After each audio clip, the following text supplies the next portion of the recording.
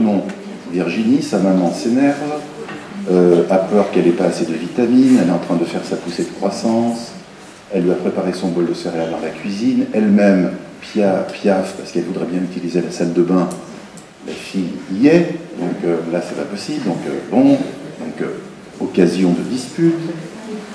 Elle a préparé le bol de céréales et elle n'arrête pas de dire à sa fille tu manges ton bol de céréales et dépêche-toi et tu vas rater ton bus et Il y a déjà grosse pression.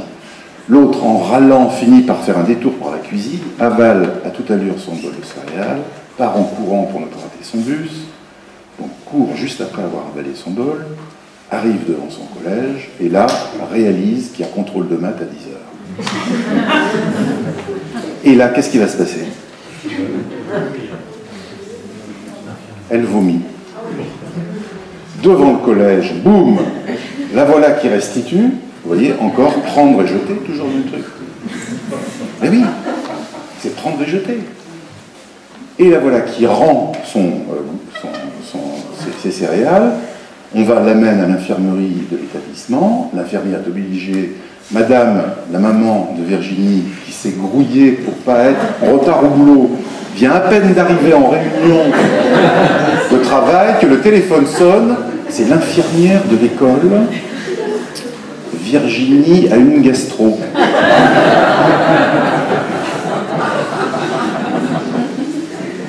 Et je ne vous dis pas le nom de gastro. Alors, là, ça nous fait rigoler. Mais ayez en tête qu'aujourd'hui, le premier symptôme des ados, ce n'est pas la fièvre, messieurs, dames, ce sont les vomissements. Ils vomissent comme jamais.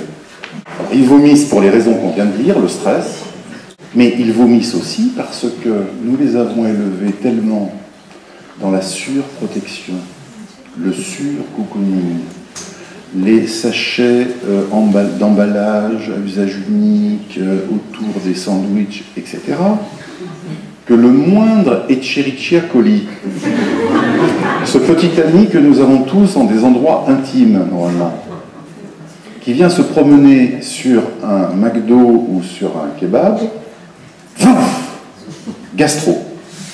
Et ils n'ont jamais eu autant de vrais gastro, mais pour des microbes insignifiants qui auraient fait rire, si vous voulez, les organismes il y a 20 ans, quoi. On ne tombe pas malade parce que le Escherichia coli s'est trompé de chemin. Non. Ben si, aujourd'hui, si. Donnons quelques chiffres quand même. 15% des ados vont mal. 1 sur 7. Et 15 autres pourcents connaissent de près ceux qui vont mal et sont donc susceptibles, malheureusement, de partager leur misère. Première cause de mortalité chez les jeunes, accident de la circulation. Un accident de la circulation sur 2 lié à la prise d'alcool majeure. Et alors que la mortalité routière diminue aux autres âges de la vie, elle continue à augmenter chez les jeunes. À cause de l'alcool et du cannabis. Jetons un sort à l'alcool. De quoi s'agit-il? Premier problème, l'alcool. L'alcool, la consommation d'alcool chez les jeunes n'a jamais été aussi importante en aussi peu de temps.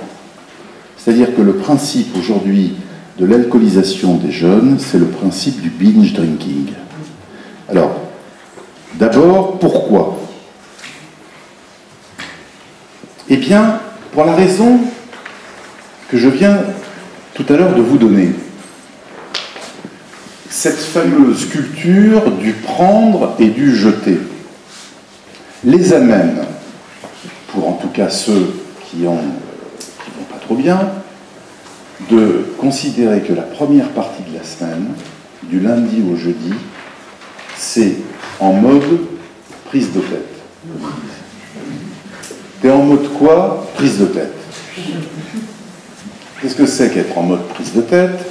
C'est aller en cours, faire ses devoirs, ne pas répondre à ses parents quand ils demandent des comptes, accepter les disputes de famille sans partir en fugue, bref, subir un certain nombre de pressions. Et c'est quand même vrai qu'aujourd'hui, la pression est forte.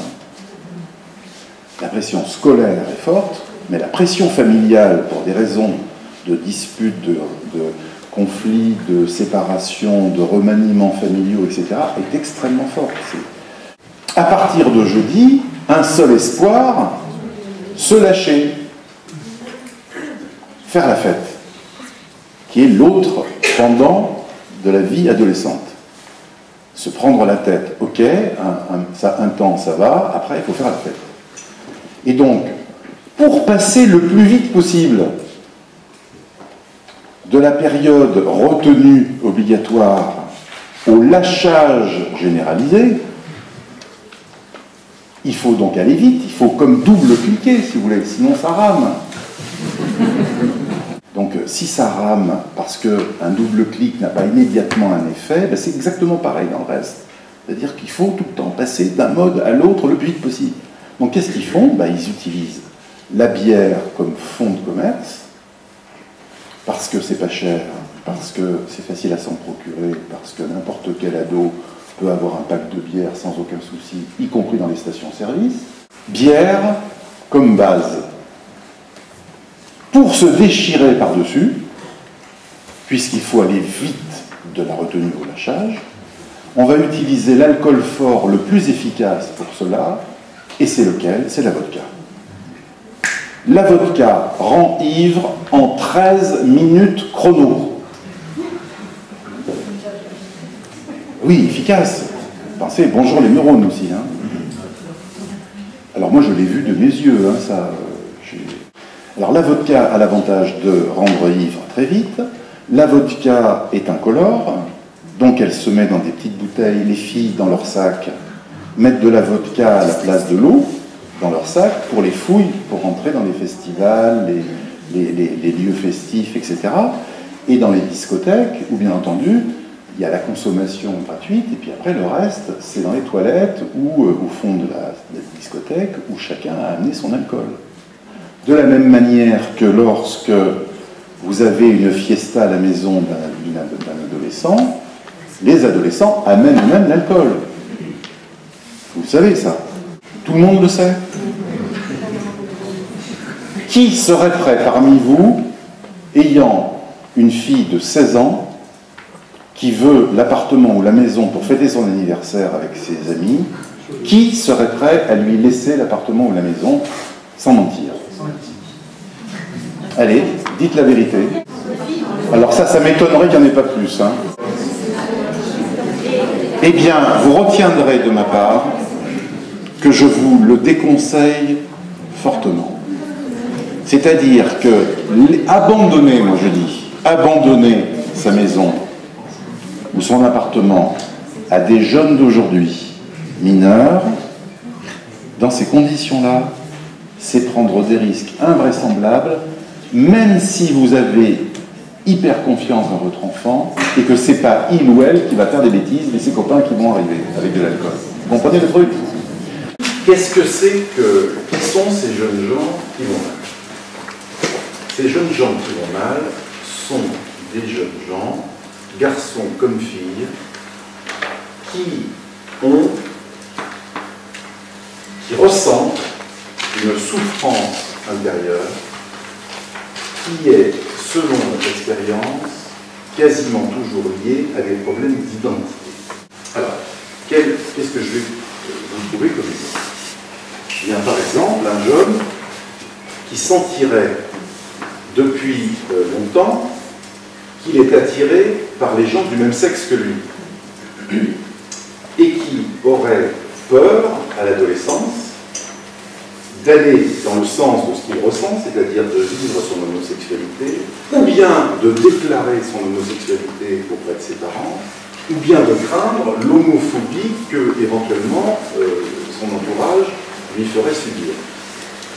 Et ça, cette vibration identitaire, de ne pas pouvoir assumer sa différence d'orientation sexuelle, peut l'amener à entrer, en effet, en haute vibration et à devenir un adolescent qui va mal. Il n'y a pas forcément de coupable à cet état de souffrance. C'est lui aussi qui peut ne pas supporter d'avoir ce genre de différence à assumer. Vous savez, d'une manière générale, qu'on soit adulte ou jeune, c'est toujours plus difficile d'assumer sa différence que sa similitude avec les autres. Donc ce jeune qui a du mal à assumer sa différente orientation sexuelle, pour prendre cet exemple, eh bien, il va s'efforcer de rompre avec ses démons intérieurs. Mais la rupture, elle peut prendre une tonalité plus pathologique. C'est-à-dire, comme rupture, eh bien, puisque c'est comme ça, à chaque fois que je serai dans les fêtes, je serai ivre-mort. Donc comme ça, je ne penserai plus. Et donc, coupure par l'alcoolisation active ou l'usage de cannabis. Et là, petite précision, le cannabis dont nous parlons aujourd'hui chez les adolescents, ce n'est pas le cannabis d'hier. Ils prennent surtout de l'herbe. Mais quel genre d'herbe? Une herbe cultivée dans des conditions rigoureuses de culture, c'est-à-dire super ensoleillement, entre guillemets, artificiel avec des lampes, des serres vendues sur Internet, n'importe qui peut acheter une serre pour faire pousser du cannabis. Et du coup, qu'est-ce qui se passe? Eh bien, les herbes, l'herbe aujourd'hui sur le marché, elle contient en moyenne 3 fois plus de principes actifs qu'il y a 20 ans. Le principe actif, ça s'appelle le tétrahydrocannabinol. Si bien que, par exemple, ceux d'entre vous qui auraient essayé du hashish, du cannabis, fumé un pétard il y a 30 ans, ne reconnaîtraient pas l'expérience qu'ils ont vécue avec les pétards d'aujourd'hui qui peuvent donner des hallucinations. Donc, modalité de rupture, alcoolisation, prise de toxiques, répétée, réitérée, fugue, autre façon de rompre, partir sans dire où on va, avec, si vous voulez, une sorte d'espérance dans la fugue. La fugue, consciemment, c'est quitter précipitamment l'endroit où on réside en espérant semer ses problèmes.